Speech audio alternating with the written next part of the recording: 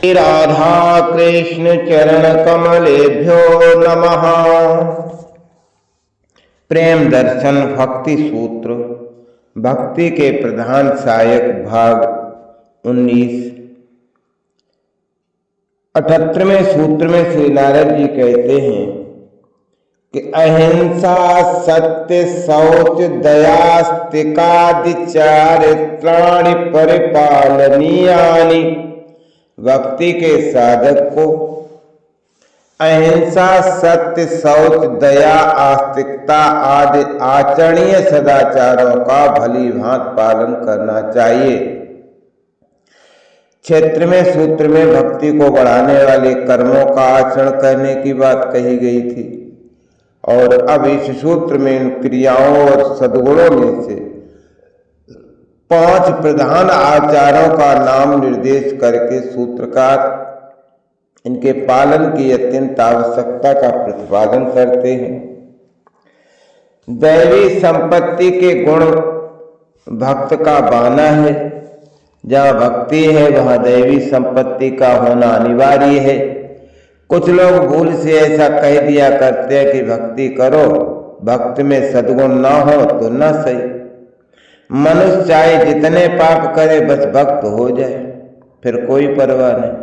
परंतु उनका यह कथन वैसे ही युक्त विरुद्ध है जैसे यह कथन कि सूर्योदय हो जाए फिर वहां अंधकार भले ही बना रहे।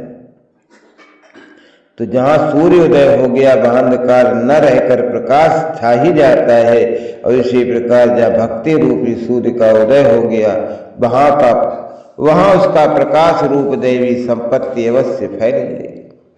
यह किसी अंश में सत्य है कि भगवत प्राप्त महात्मा भक्त पुरुषों के बाहरी आचरणों से उनकी परीक्षा नहीं होती, परंतु कुछ गुण तो ऐसे हैं ही जिनका उनमें प्रकट रहना अत्यंत ही आवश्यक ही नहीं, अनिवार्य भी है। उन्हीं गुणों में से ये 5 गुण भी हैं। जिस पुरुष में ये गुण न हो, यदि कदाचित साधु या भक्त भी हो तो भी उससे डरना ही चाहिए। बल्कि अधिकांश में तो इन गुणों से रहित मनुष्य साधु या भक्त होते ही नहीं। अपनी परीक्षा तो साधक को इन्हीं गुणों के आधार पर करनी होती है। ये निश्चय रखना चाहिए कि यदि भगवान का चिंतन और दैवी संपत्ति बढ़ रही है तो हमारी भक्ति मार्ग में उन्नति हो रही है, और ये जगत का चिंतन होता है और दैवी संपत्ति नहीं बढ़ रही है तो हमारी उन्नति नहीं हो रही। एवं यदि विषयों का चिंतन बढ़ रहा है और आसुरी संपत्ति बढ़ रही है तो हमारी निश्चय अवनति हो रही है। भगवान का प्रेम पूर्वक चिंतन भक्त का धर्म है और दैवी संपदा के गुण उसकी जीवन पद्धति है। वो सब कुछ छोड़ देता है, परंतु इन दोनों को नहीं छोड़ता। अवश्य ही लीला में भगवान की आज्ञा या रुचि के अनुसार सिद्ध भक्त को कहीं कहीं जीवन पद्धति बदलनी पड़ती है, परंतु वो नियम नहीं, अपवाद है। ये निश्चय है कि वो किसी प्रकार की भी आसक्ति, ममता और कामना, वासना, अहंकार या मोहवश जीवन पद्धति को नहीं बदलता।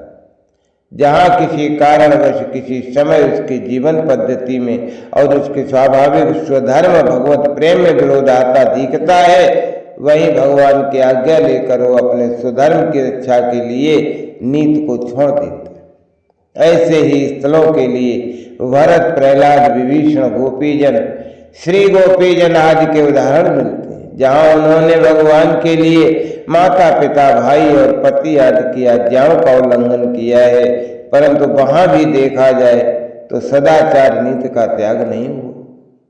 प्रेम धर्म के पालनार्थ भक्तों ने प्राय स्वयं ही कष्ट सहा है।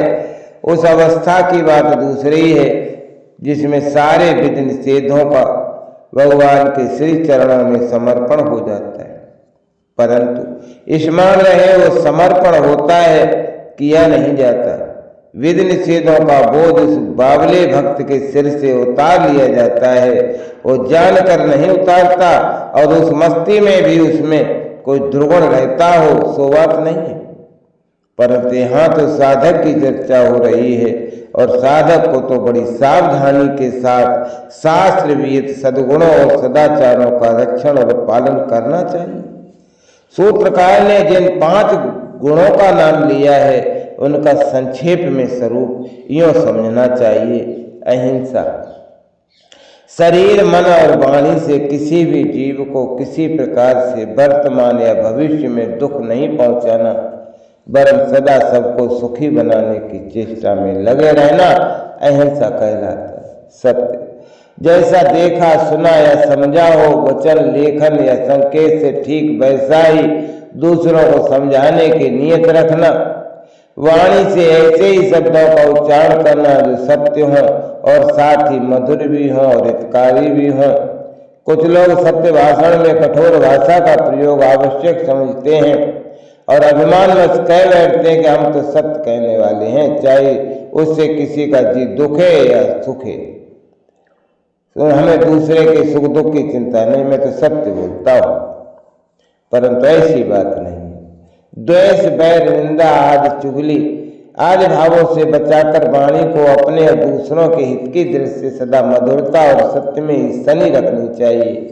जैसे चंद्रमा की चांदनी प्रकाश देने वाली होने के साथ ही शीतल भी होती है, इसी प्रकार भक्त की वाणी भी सत्य और मधुर, प्रकाशक और शांतदायक होनी चाहिए, जिससे दूसरे का अहित होता हो वो सत्य भी वांछनीय नहीं है। शौच, बाहरी और भीतरी दोनों प्रकार की शौच की आवश्यकता है।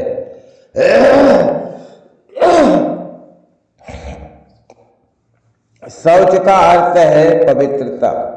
बाहरी पवित्रता, जल मिट्टी आदि से शरीर को पवित्र रखना, दूसरे का स्वत्व न छीनकर सत्यता पूर्वक निर्दोष रूप से कमाने की चेष्टा कर धन को शुद्ध रखना, शुद्ध स्थान में शुद्ध स्नान किए हुए मनुष्य द्वारा शुद्ध निरामिष अन्न से बनाए हुए पदार्थों को भगवत अर्पण कर भोजन को शुद्ध करना, शुद्ध निष्कपट और प्रेम पूर्ण बर्ताव से व्यवहार को शुद्ध रखना,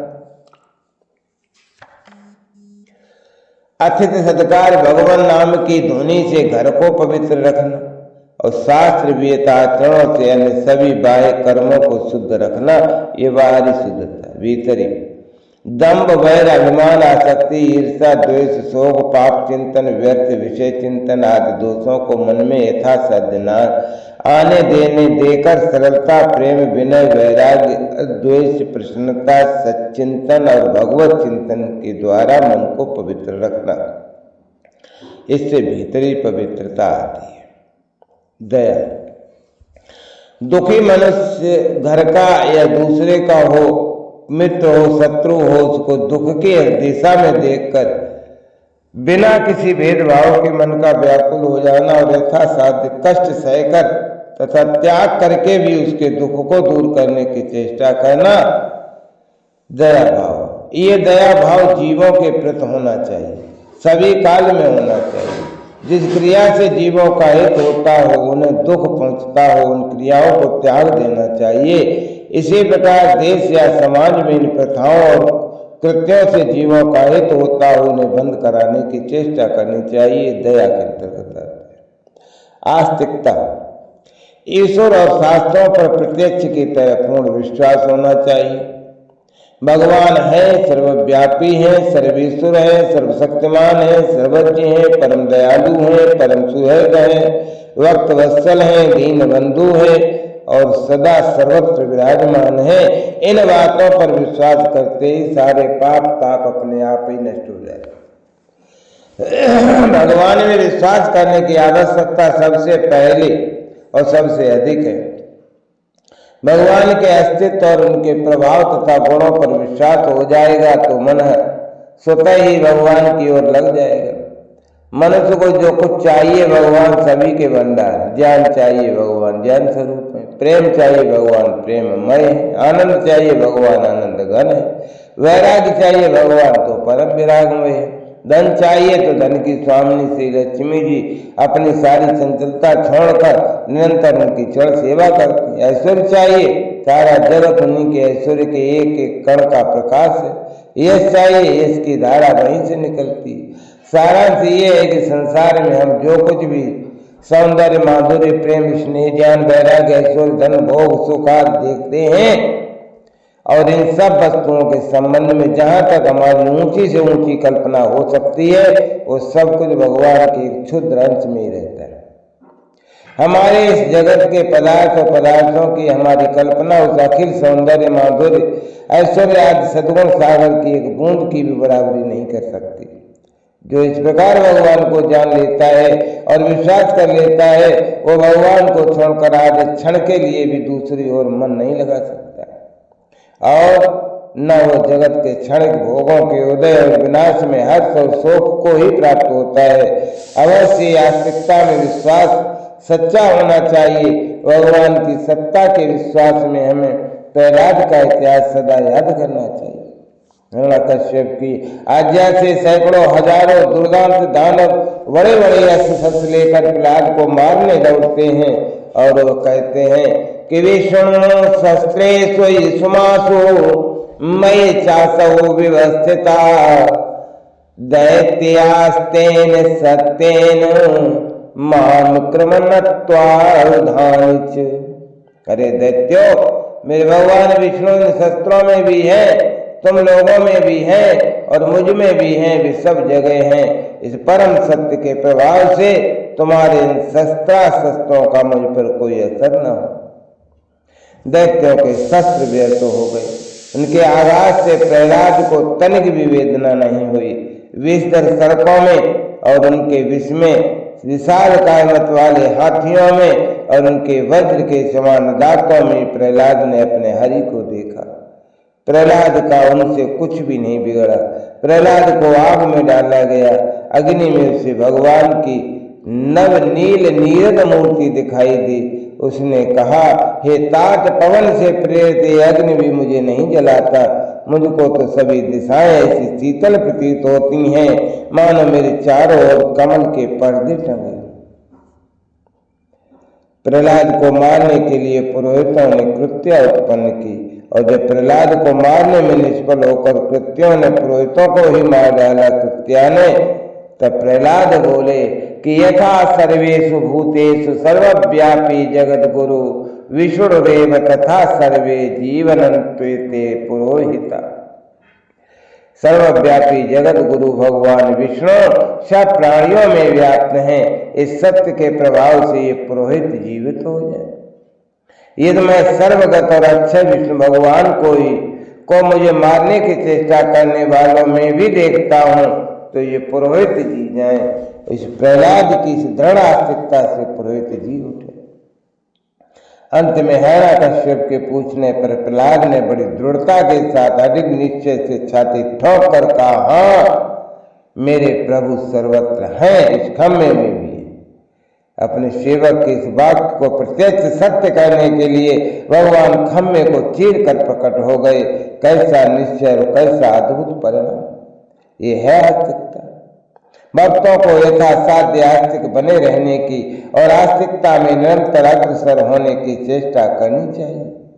सूत्रकार श्री नारद जी आस्तिक्य के साथ आदि शब्द जोड़कर दैवी संपदा के अन्य दैवी गुणों की ओर भी संकेत किया गया है।